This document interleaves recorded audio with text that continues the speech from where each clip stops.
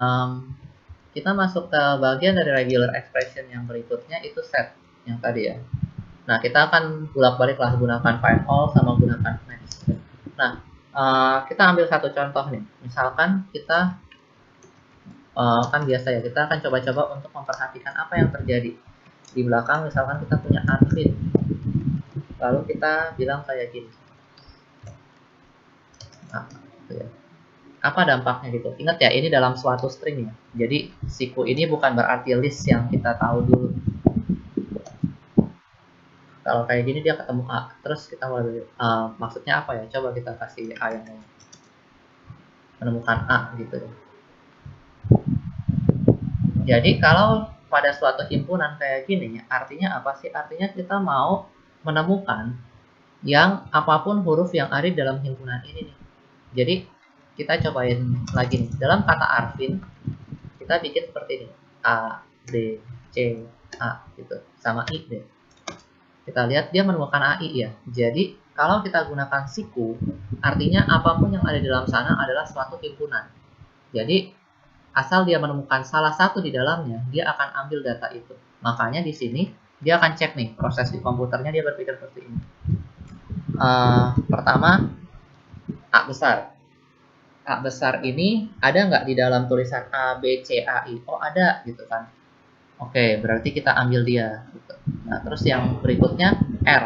R itu ada nggak dalam himpunannya? R-nya nggak ada ya dalam himpunan kita ya. Makanya jadinya dia nggak ambil data itu. Terus dia ngecek lagi nih huruf berikutnya. Huruf berikutnya adalah V. V ada nggak? Nggak ada. Terus sampai ketemu ke I. I ada nggak? Ada. Maka diambil. Jadi ya ini benar-benar yang dalam kotaknya kita ini adalah suatu himpunan. Jadi dia akan mencocokkan anggota-anggota dari himpunan tersebut terhadap string yang kita punya. Terus kalau misalkan pertanyaannya, oh urutannya ngaruh nggak Pak? Misalkan A sama I gitu kan di depan sama di belakang. Ya kita berpikir logiknya secara himpunan aja. Ngaruh nggak kalau urutan dibalik di himpunan? Enggak ya. Dia akan tetap bisa nyocokin semuanya. Oke. Nah, kita coba lagi nih. Masih dalam set. Sekarang kan saya mau nyari pokoknya semua huruf dari A kecil sampai F gitu. Masa saya harus begini sih? Gitu kan. Ya kan ada yang bilang ya udah diginin aja gitu. Oh kalau gitu mau sampai Z, masa saya mesti H, F, G, H, I, J gitu. Nah kita bisa menggunakan tanda strip. Strip itu artinya dari mana sampai mana. Jadi misalkan kita mau temukan huruf ini A kecil sampai A kecil sampai misalkan L gitu. Kalau kita jalanin dia nemuinnya I juga ya, karena yang cocok cuma si I doang. Kalau misalkan kita, oh saya mau coba yang lain nih, saya mau menemukan huruf A besar sampai F besar. Oh ya, A-nya ketemu gitu di sini. Misalkan namanya Arvin kita bikin jadi aneh gitu. Ini kayaknya gede. Gitu. Oh yang ketemu cuma A-nya gitu. Terus I-nya kita gedein misalkan. Oh ya, yang ketemu di sini cuma A-nya gitu. Kita coba yang lain lagi. Nah, kalau kita punya tadi, jadi kita seperti biasa ya, kalau kita punya satu sintaks, coba kita kombinasiin. Jadi di sini kita punya, oh iya, kalau saya mau sintaks berturut-turut seperti ini, ya disambungin aja. Kalau saya mau yang langsung berlanjut dari satu huruf sampai huruf yang ada di belakangnya, berarti diginiin aja. Berarti, kalau kita mau ngambilnya, misalkan, oh saya cuma mau ngambil A besar sampai C, lalu saya mau ngambil huruf misalkan M kecil sampai dengan Z kecil gitu. Diginiin bisa nggak? Ya, coba aja kita jalankan. Dan bisa ya. Jadi dia kalau kita tinggal kombinasiin. Kalau nggak dipisahin apa-apa, dia akan bacanya ya A sampai C dan M sampai Z. Ya, itu semua yang akan kita ambil gitu. Jadi tinggal kita kombinasiin sintaks yang di atas ini sama yang di ini. Nah, di regular expression ini akan banyak terjadi ya. Nanti kita akan belajar banyak potongan-potongan dari ekspresi yang kita inginkan. Ketika kita mau beneran pakai, mungkin kita perlu menggabungkan lebih dari satu. Oke, coba kita cek sekali. Pak, kalau misalnya A besar sampai B kecil, error nggak, Pak? Kalau A besar sampai B kecil, kita coba nih. A besar Ya, sampai terus B sampai kecil. A kecil, B sampai kecil. Kita tambahin di sini nih ya, biar kita ketemu ya. Kenapa bisa? Karena asumsinya gini ya, huruf A besar itu, Oh, sampai Z besar, terus baru A kecil, B kecil gitu, Pak? iya benar. Oke, Pak. Oke. Nah, pertanyaan yang bagus nih. Sekarang saya balik nih pertanyaannya. Gimana kalau kita balik Iya, Pak, kalau dibalik B kecil sampai A besar gitu. B kecil sampai A Oke, besar? ini deh, Pak. Dari B kecil sampai Z kecil, terus A besar gitu. Nah, di pikiran kita kan mungkin seperti itu ya. Tapi terkadang kan begini, sesuatu yang Error benar sih, Pak. apa error. Oh, udah dicoba ya? Bukan, enggak sih, Pak, saya belum nyoba. Oh, Ah, beneran error, Pak. ya Sih kan? error kanan. Kayak ini nggak sih, Pak, dibalik. Jadi misalnya range dari 10,1 gitu. Iya, kayak pembalikan range kayak gitu ya. Jadi kadang-kadang kan sesuatu yang masuk akal buat kita bisa menyebabkan komputer bingung gitu ya. Jadi sebenarnya kan kayak saya mau David gitu. Saya mau bikin regular expression sendiri, regular expression ini kurang keren gitu kan. Saya mau supaya kalau B sampai A seperti ini tetap bisa ditemukan nih. Logiknya kayak yang tadi dibilang sama David, B kecil sampai Z kecil, lalu A besar gitu. Nah, tapi mungkin ketika kamu develop regular expression itu, kamu akan menemukan ambiguitasnya nih, yang membuat si pembuat regular expression ini, orang-orang yang memberikan sumbangsi dalam perkembangan regular expression tidak membenarkan kata seperti ini gitu ya. Nah, atau mungkin ya belum kepikiran aja sama yang bikin gitu, ada dua kemungkinan. Tapi yang ini saat ini error, kita nggak bisa membalik urutan kalimatnya. Bener kayak range yang kalau kita balik dari 1 sampai 5 jadi 5 sampai 1. Oke, ngomongin ini, ngomongin range yang tadi, sekarang kita bisa berpikir ya, berarti bagaimana caranya kita menemukan angka? Bisa nggak kalau string kita membuat angka? Misalkan ini namanya Arvin01 gitu ya. Emailnya Arvin gini kayak arvin01@gmail.com. Begini nggak Vin email kamu? Arvin nggak datang? Datang nggak? Lah Pak. Oh. Nah, misalkan contoh aja lah ini ya, ini Arvin yang lain. Nah, bisa nggak kita mau menemukan angkanya aja di dalamnya? Bisa, kalau kita bilang satu seperti ini, dia akan mencocokkan apakah ada angka 1. Kalau kita masukkan begini, dia akan mencocokkan apakah ada angka 0 dan angka 1. Oke. Nah, tapi kan kita repot ya kalau mau dari 0, 1, dan seterusnya gini. Kita tinggal bilang aja misalkan mau menemukan angka 0 sampai 4. Nah, dia akan menemukan nih 0 ketemu, 1 ketemu, ada 1 lagi, lalu ada 2 di belakang. Makanya dia keluarnya seperti ini. Oke, nah sekarang kita mulai coba regular expression untuk yang numerik gitu. Misalkan kita punya nomor 1, 1, 2, 1, 3, 4, 5. Nah, kalau kita mencocokkan kayak gini 0 sampai 4, tentu aja dia akan keluar semua ya, satu persatu. Nah, lalu kita bisa juga melakukan hal seperti ini nih. Apa yang terjadi kalau ini udah 0 sampai 4, terus kita masukin 8 di sini. Terus loh, kok keluarnya tetap kayak gini ya? Bingung gitu kan. Coba saya masukin 48 di sini. Dia tetap ngambil satu-satu ya. Karena apa? Dalam set ini dia akan anggap, oh ya saya mau ngambil pembacaan dia seperti apa? Pembacaan dia akan sama persis seperti kita masukin kata di dalamnya. Akan mencari 0 sampai 4, lalu akan mencari 8 secara terpisah. Makanya 0 sampai 48 bukan hal yang dikenal sama dia. Karena kita harus berasumsi gini, kita bukan sedang bermain dengan suatu integer, tapi kita sedang bermain dengan pola dari suatu kalimat. Jadi logiknya akan beda dengan apa yang kita pikirkan sebagai bilangan. Nah, gimana caranya kalau kita mau mendapatkan angka 2 digit, ya kan, yang kayak gini, dari 0 sampai 48. Berarti angka yang ada di interval 0 sampai 48 bisa kita wakilkan dengan seperti ini ya, 0 sampai 8 gitu. Tapi hati-hati nih, kalau kita lihat jelaskan yang keluar ini 11, 12, 3, 4. Kenapa dia keluar seperti itu? Dia akan cek karena ini 2 digit, artinya ini 2 digit. Yang akan dilakukan adalah 2 digit. Apakah digit pertama dari 0 sampai 4? Iya. Apakah digit kedua dari 0 sampai 8? Iya. 11 diambil sama dia. Lalu dia lanjut ke belakangnya. 12. Apakah digit pertama dari 0 sampai 4? Iya. Apakah digit kedua dari 0 sampai 8? Iya. Keambil lagi 12-nya. Lanjut lagi. 34. Apakah digit pertama dari 0 sampai 4? Iya. Karena 3 kan masih di dalamnya ya. Apakah digit kedua dari 0 sampai 8? Iya. Terambil lagi. Baru terakhir ini 85. Apakah digit pertama ini apa namanya dari 0 sampai 4? Tidak. Apakah digit kedua dari 0 sampai 8? Iya, tapi digit pertamanya salah kan, jadi dia nggak ambil ini. Jadi kalau kita mau menyusun angka dengan berapa digit, tinggal kasih intervalnya aja gini aja gitu terus.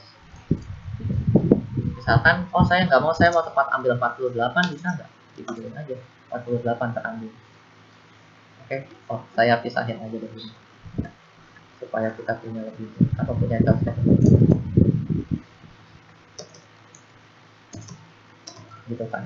Mungkin pertanyaan yang bisa jadi pertanyaan anehnya, lah kok gitu sih Pak, kan 48 ya langsung aja harusnya ketik 48. Akan kembali lagi ke permasalahan yang saya bilang tadi, kita sedang berurusan dengan suatu string, bukan dengan suatu integer. Jadi ini berguna buat apa sih? Ini berguna contohnya buat nyari nomor telepon ya. Kalau nomor telepon kan string ya biasanya kan, plus 628 atau 081 sebagainya. Semua nomor telepon itu kan punya kode. Jadi kalau kita mau mencari kode dari semua orang yang ada di suatu daerah menggunakan nomor telepon, kita bisa pakai ini ya, kayak misalkan Indonesia kan plus 628 ya. Jadi kita tinggal pakai regular expression dari data semua telepon yang kita punya, cari bentuknya 62 terus 8. Jadi kita nggak usah susah-susah kan, karena 628 kan itu di depan kan biasanya gitu kan. Atau tapi jeleknya kalau dengan cara seperti itu, yang 628-nya di belakang akan terambil juga. Ya kalau kita nggak mau kayak gitu ya tinggal kita pakai sintaks tambahan aja supaya terambilnya cuma yang 628-nya di depan.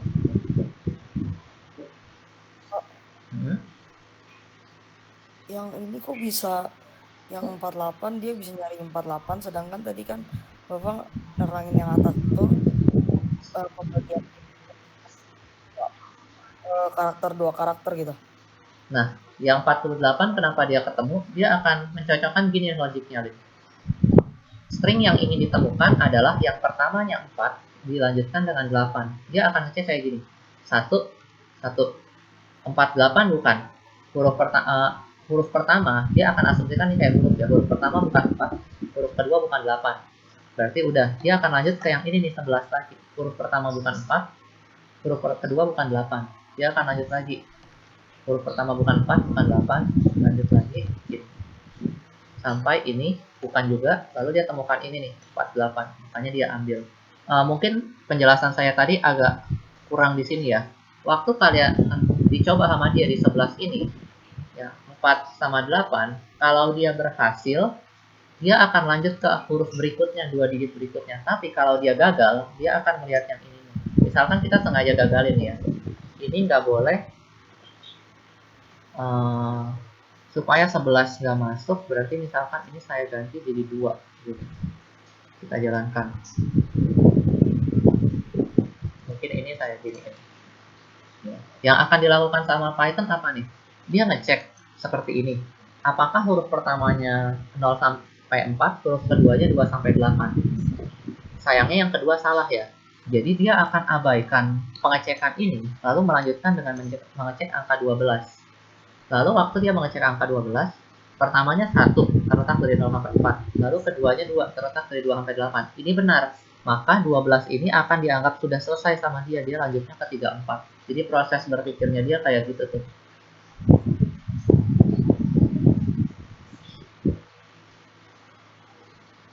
Oke. Makasih, Pak. Nah, terus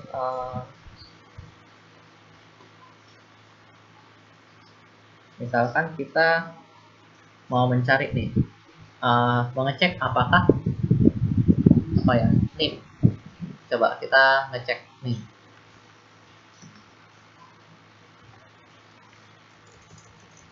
NIM kalian itu berapa ya, 210 atau 201, saya lupa.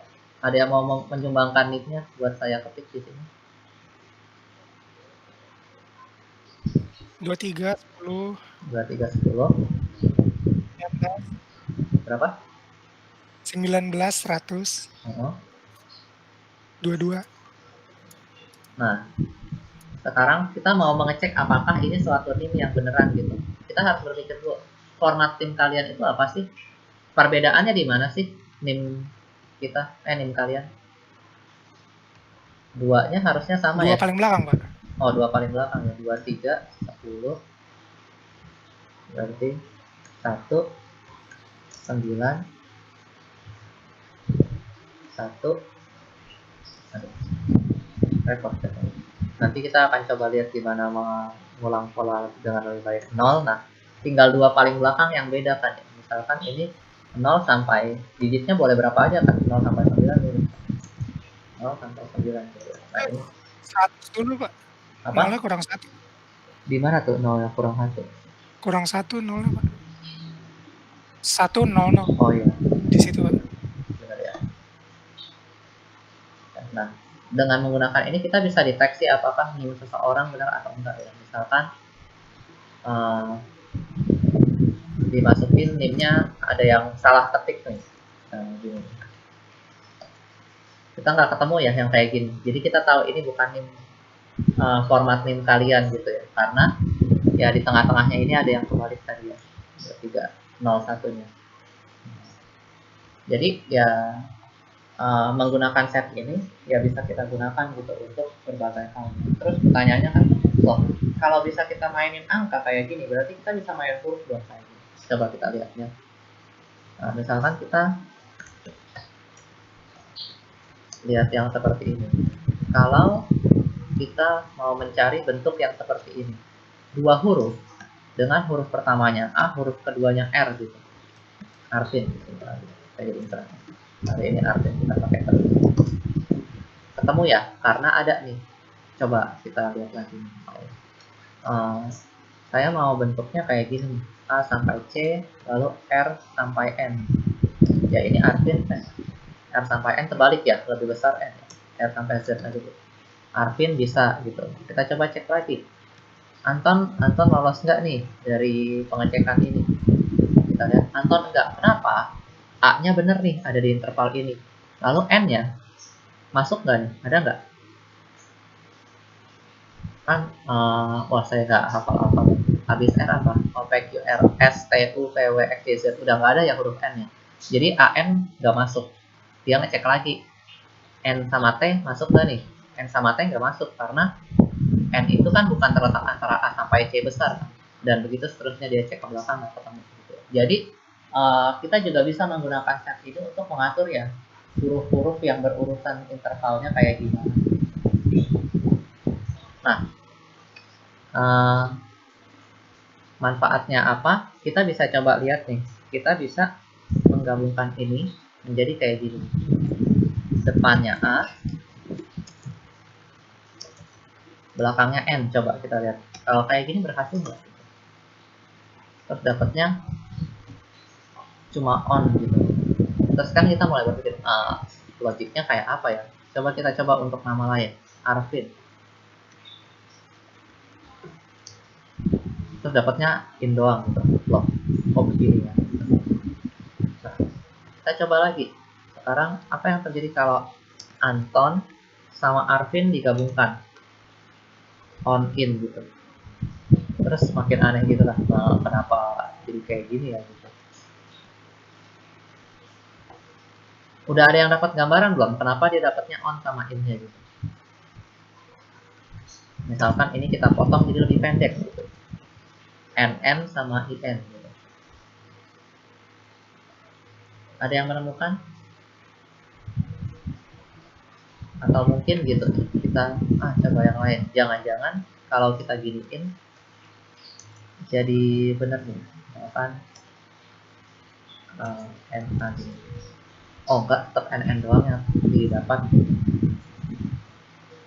Ada yang dapat gambaran apa yang dimaksud dengan ini? Itu soalnya itu ya Pak, dia kan nyari yang yang depannya mulainya A, terus yang belakangnya N. Ketika itu kan sebenarnya cuma 2 apa sih, 2 semacam 2 syarat. Entar biasa kalau yang kayak di atas-atas, kalau kita keluarin 2 syarat kan yang dicek itu 2 doang, yang keluar ya 2 itu doang, makanya yang keluar cuma 2 belakangnya. Keluar 2 doang. Nah, um, sebenarnya bukan karena dia cuma 2 ya, Jin. Kamu benar untuk bahwa dia akan ngecek di yang n-nya kayak gini ya, yang di akhirnya. Nah, untuk clue-nya, coba saya kasih lihat yang kayak gini nih. Misalkan saya masukin kayak gini, ya.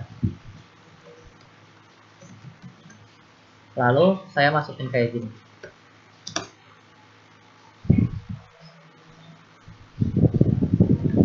Lalu coba kita coba lagi. Kayak gini. Ada yang tahu nggak kira-kira artinya apa kalau udah seperti ini?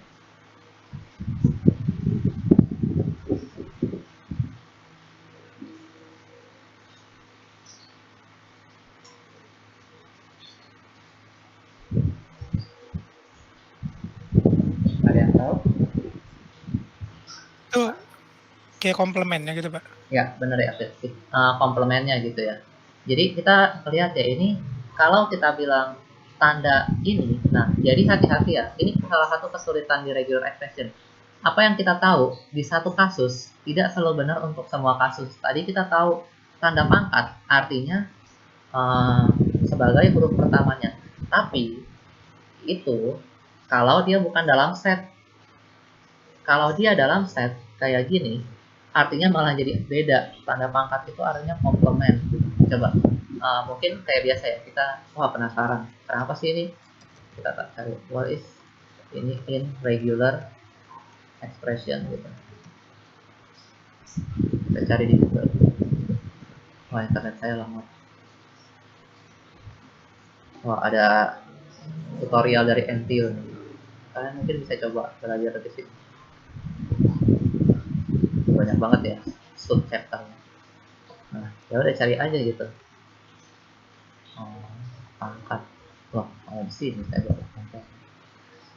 Nah, karakter kelasnya ini ya nih. Ini bracket yang kayak saya bilang nih, kotak siku ini, ya kan. Ternyata kalau ada pangkat dan di dalamnya, ya kan, bukan salah satu dari karakter yang ada di dalam sini. Jadi benar ya, kata David bahwa ini adalah komplemennya. Khusus untuk kasus di dalam set ya, dalam list seperti ini. Oke, jadi justru malah artinya berbeda ya sama apa yang kita pahami ya. Artinya yang bukan dia, ya kan, yang bukan A. Makanya yang keluar malah jadi apa yang akan dia lakukan? Dia akan mencari huruf, 2 huruf, kayak kata Olin di sini benar. Dia akan mencari 2 huruf yang berurutan. Tapi yang pertamanya tuh bukan huruf A besar. Yang belakangnya diakhiri oleh N. Coba kita lihat ya. Sekarang kita edit yang ini tanpa menggunakan $. Gitu. Aja. Sebenarnya nggak ada bedanya jadinya ya. Jadi beberapa karakter ini nih, ini, terus ini, bintang, terus karakter titik, tanda seru, buka kurung, tutup kurung, sama satu lagi $, buka kurung, tutup kurung yang ini. Nah, ini semua nggak ada artinya di dalam set. Jadi ya tidak memiliki arti khusus di dalam set itu. Nah, jadi waktu dia mencocokkan ini dia sama nih prosesnya. N sama A. Apakah dia 2 karakter? Persis seperti yang dibilang iya. Apakah depannya bukan A? Iya. Belakangnya apakah N? Bukan. Nggak ketemu. Ngecek lagi nih, 2 karakter lagi. Apakah awalnya bukan A, belakangnya N? Depannya salah, belakangnya benar. Jadi nggak diambil. Maka dia ke NN setelah itu. Dan seterusnya kayak gitu sama kayak si N yang juga buat CA.